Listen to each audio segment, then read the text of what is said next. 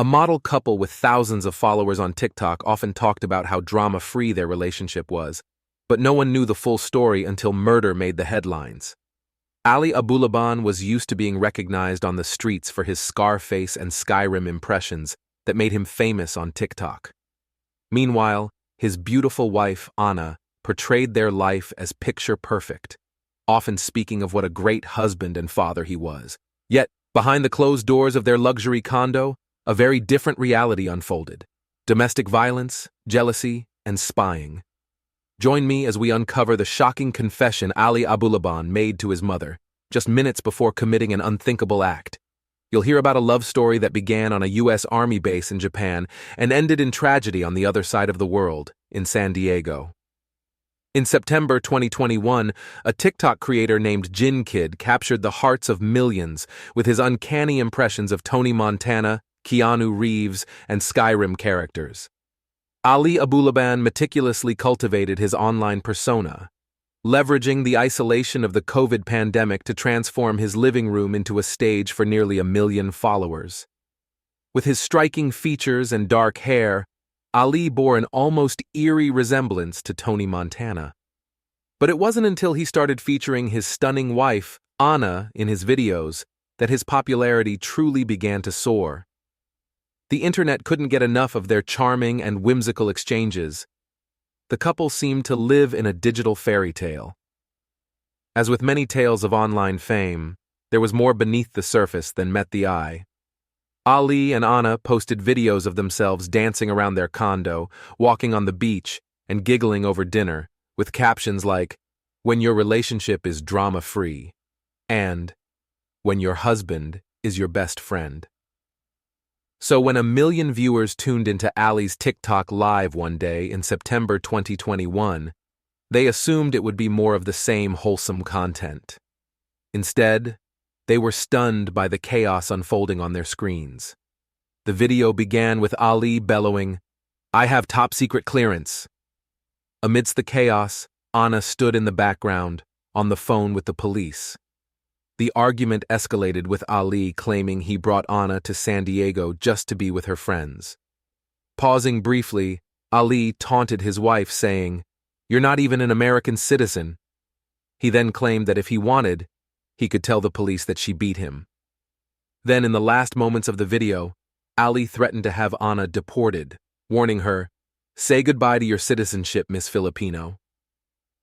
Jin Kid's followers on TikTok patiently waited for the punchline.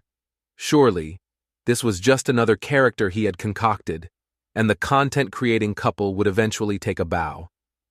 But the video abruptly ended. What no one knew then was that 1 month after that TikTok live, Anna would be dead, and the video would be used as evidence in a murder trial. Anna Marie Macedonia was born in 1993 to American-Vietnam War veteran Ryan Miller of Michigan and his wife Emilia from the Philippines. As the youngest of 3 siblings, Anna was adored and doted on by her family, who affectionately called her Bunso, a term of endearment for the youngest child. Growing up, Anna's family moved frequently due to her father's military career. However, she was far from the stereotypical army brat. Instead of being rebellious or difficult, Anna was described as warm, kind, and immensely popular among her classmates. During her teenage years, Anna's family was stationed at a U.S. Army base in Okinawa, Japan. There, she bonded closely with other military kids, who referred to themselves as part of the Oki fam. By her early 20s, Anna was bartending part-time at a bar on the military base.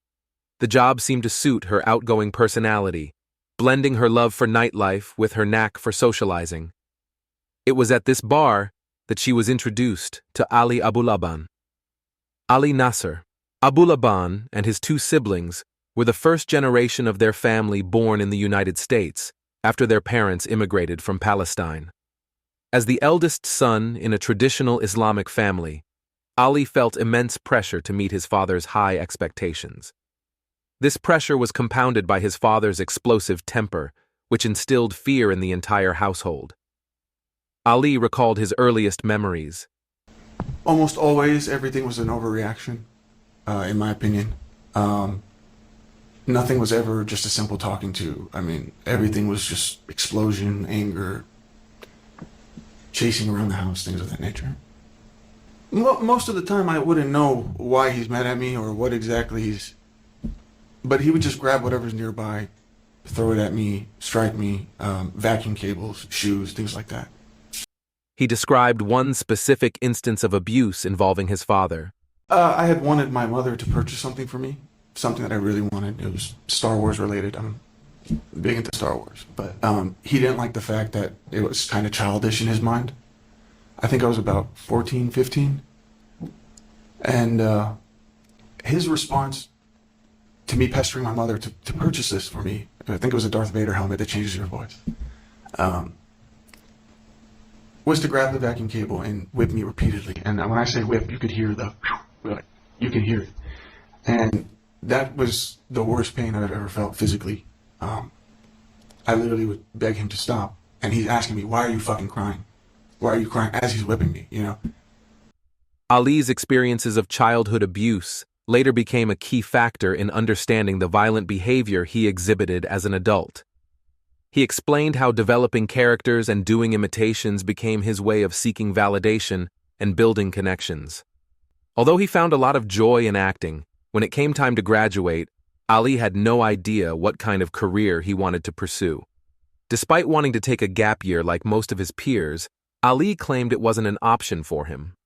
A lot of my friends were taking a break, you know, like maybe a year period to not jump into college.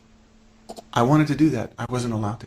I was dragged to the nearest community college and forced to sign up. I didn't know what I wanted to do. I didn't know what I was good at. I never researched into it. I mean, I didn't know what to do with my life, to be honest. Although Ali enrolled in an engineering course at a community college, he didn't complete the program. Instead, he signed up to serve in the U.S. Air Force and later worked at a federal government agency as an IT network engineer. By his early 20s, Ali was stationed in Okinawa, Japan. And although life seemed to be looking good for him at the time, Ali would later say he felt lonely and unable to fit in. But that was about to change. It was 2014 when Ali was at a bar one night on the army base, and an acquaintance introduced him to Anna Manalai. Although Anna was married to the acquaintance at the time, it wouldn't be long before he was out of the picture. After being discharged, Anna moved back to the U.S., and that's when Ali made his move. Ali found an opportunity to give Anna his phone number one day, but it wasn't until Anna sent him a Facebook friend request that they really started talking. Over the next 2 months, Ali claimed he became enthralled with Anna, and that the feelings were mutual. After going on their first date, Ali claimed he wasn't exactly accepted by Anna's friend group. He also said he had no idea she was actually married in the beginning. Anna's friends found Ali controlling, always wanting to know where she was and who she was talking to. But it wasn't long before violence entered their relationship as well. Just a year into dating, around August 2015, rumors of a domestic incident between the couple surfaced. What happened varies depending on who tells the story, but Ali offered his own version. Anna had gotten a part-time job at this local bar right outside of the base called Chaos. She was a bartender. So, in order to hang out with her, I would hang out there frequently. But we talking about this night specifically? Yes. So they had a special party. It was called a foam party, where they had machines blowing suds and water. The floor is soaking wet. I wasn't prepared for this. I was wearing my sneakers and they were soaking wet.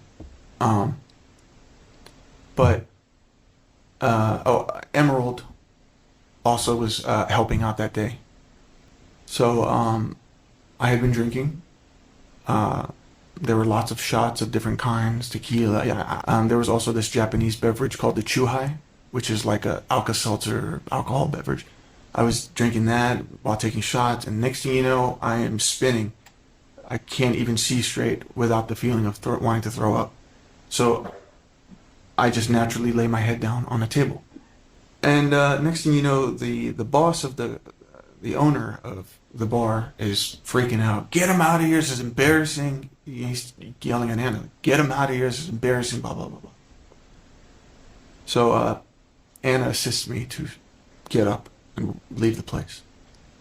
Emma, Emerald, also assists me. So I can barely walk because if I lift my hand, I feel like I'm going to throw up. So Anna had my right arm, Emerald had my left arm. We had to go down a flight of steps that were no grip, just pure tiles. And even the sidewalks in Japan is like maroon, brick colored tiles, very smooth, no grip. And I slipped forward. I slipped forward and I pulled Anna with me, and she hurt her knees. According to witnesses, it appeared Ali had intentionally pushed or pulled Anna to the ground, angry at her for getting him kicked out of the bar. The incident escalated when Ali claimed he was jumped by 5 to 7 men after they heard about the commotion. They believed Ali had assaulted Anna. Severely intoxicated, Ali took off in his car and was reported to military police. 2 months later, he was discharged. Around the same time, Anna discovered she was pregnant. During her pregnancy, the couple decided to move to the Philippines to be close to Anna's family. However, at some point, Ali went to live with his family in Virginia to earn enough money to apply for a U.S. visa. Eventually, Anna and their newborn daughter joined him in Virginia, and the two were married on January 27, 2017. A few years later, Anna developed an itch to move to San Diego after visiting friends there. Meanwhile, Ali's social media posts were gaining traction. Although he realized a career on the silver screen might be far-fetched, he still had high hopes for the brand he was creating on TikTok. Ali believed that moving to San Diego could help him collaborate with other content creators. Then, the coronavirus pandemic forced Ali, Anna, and the rest of the world into their homes. Like many influencers at the time, Ali and Anna decided to use the opportunity to expand their social media following. Ali pushed out more content featuring his comedic characters, while Anna shared her daily life, makeup routines, and time with friends. While their social media presence painted a picture of the perfect couple, the reality behind the scenes was far from ideal. Anna and Ali frequently argued, and Ali's drug use, particularly cocaine, worsened his temper. People who knew the couple could tell Ali wanted to be in charge just by how he always grabbed her phone and grilled her about where she was going or who she was with. It didn't help that he started packing a gun whenever he walked around town, which he claimed he only purchased after receiving a death threat on social media against their daughter. One of Anna's friends, Julia, claimed Ali's Scarface character on TikTok had started to bleed into his everyday personality. Ali's cousin, Luis Mariana, was one of the people in the couple's circle who noticed when things began to sour between them. Once they moved here, her social life flourished, and he was a part of that social life, but then he messed it up.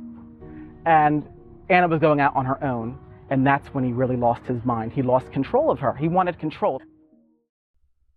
In July 2021, Ali's sister, who was staying at the couple's condo, witnessed her brother punching Anna in the face multiple times.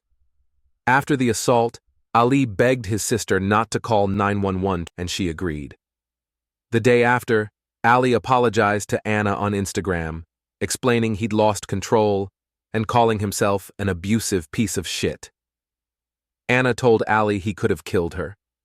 Ali made a note on Anna's iPhone to remind himself to, quote, "Stop abusing your wife. Why do you beat her up?"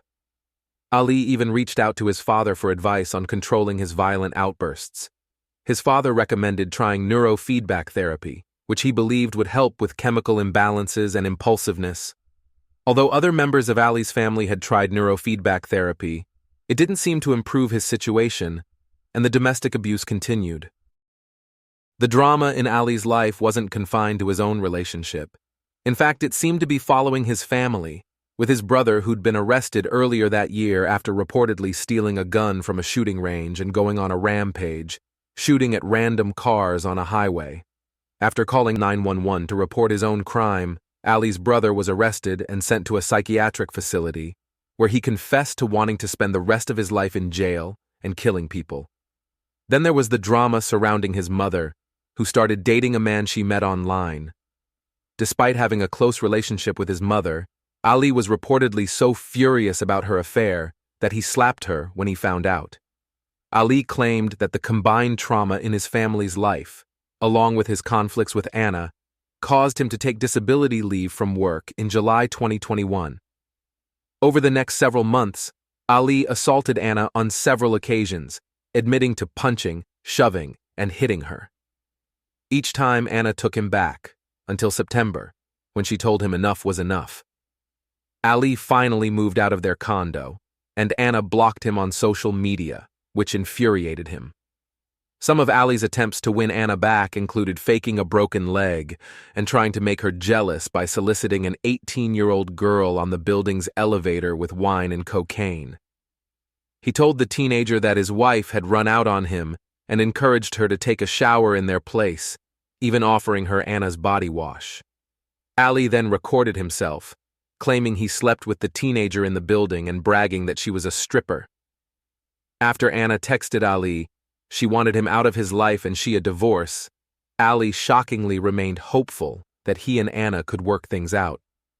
At a dinner with friends and family in early October, Ali expressed optimism. But the abusive TikToker, who often bragged about his blue checkmark in public, wouldn't be the one who suffered the most. Just 1 week after confiding in his cousin at dinner, Ali unleashed a world of suffering, not just on Anna and her family, but also on a practical stranger who just happened to be caught in the crossfire. On the morning of October 21st, 2021, Ali entered the 35th floor unit at the Spire San Diego apartments in the East Village, while Anna was taking their daughter to school. He had recently shown up because he'd sent a delivery of groceries, including some roses, to Anna that morning. However, he was surprised by her response.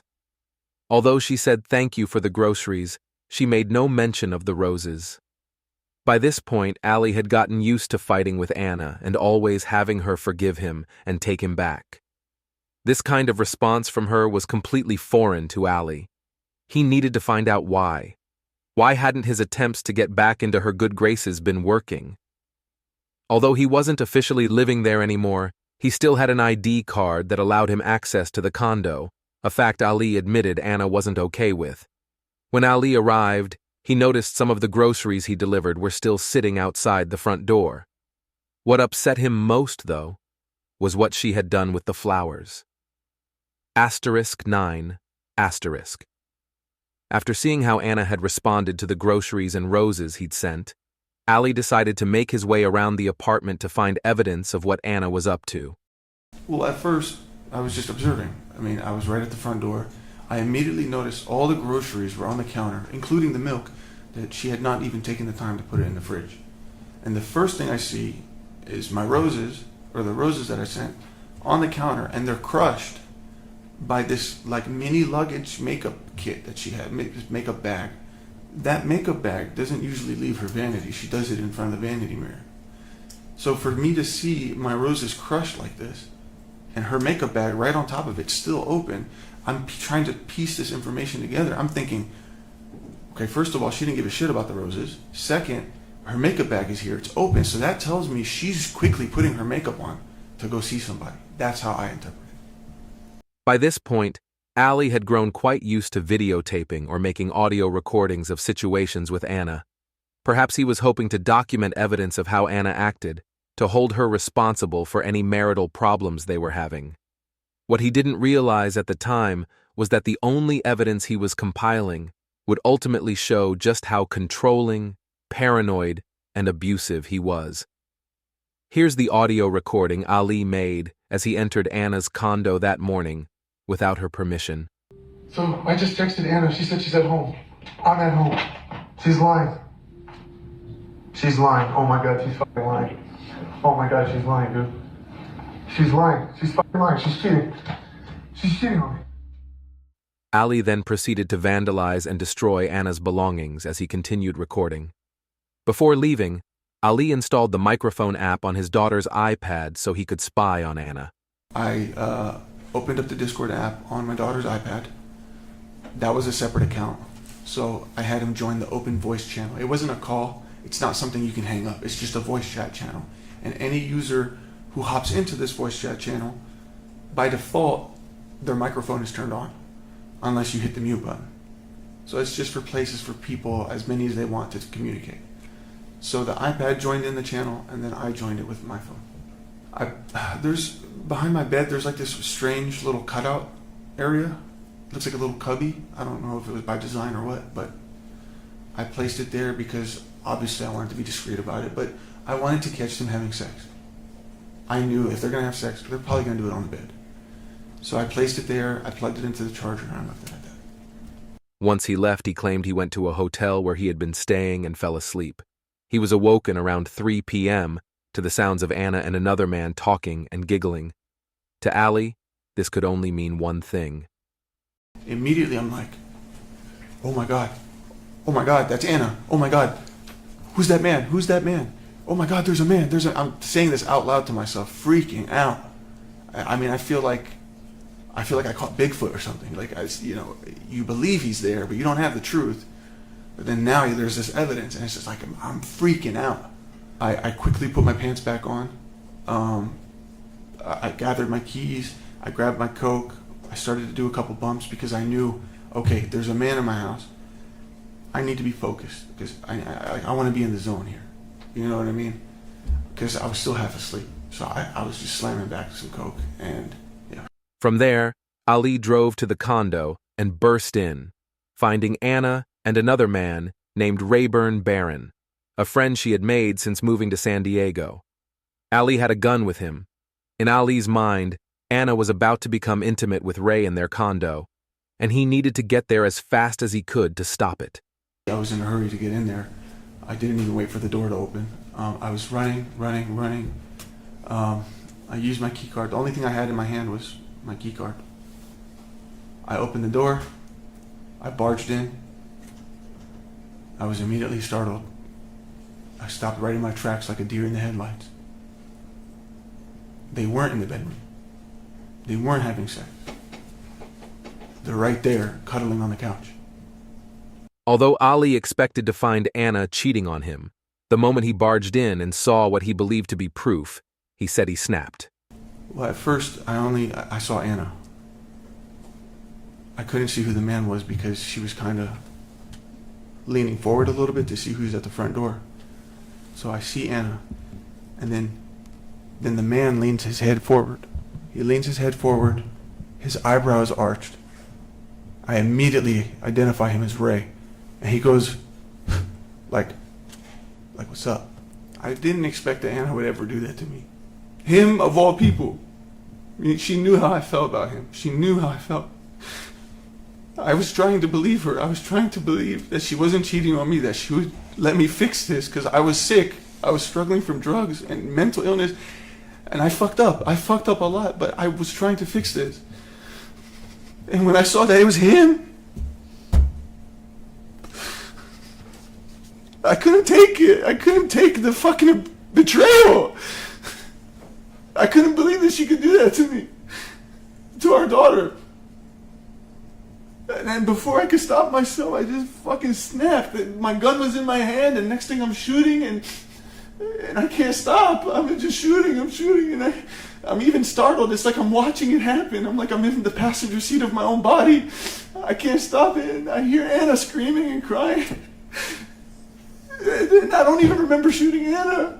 I just remember running back to the front door, and I grabbed the door handle, and then it hit me. I'm like, did that just happen?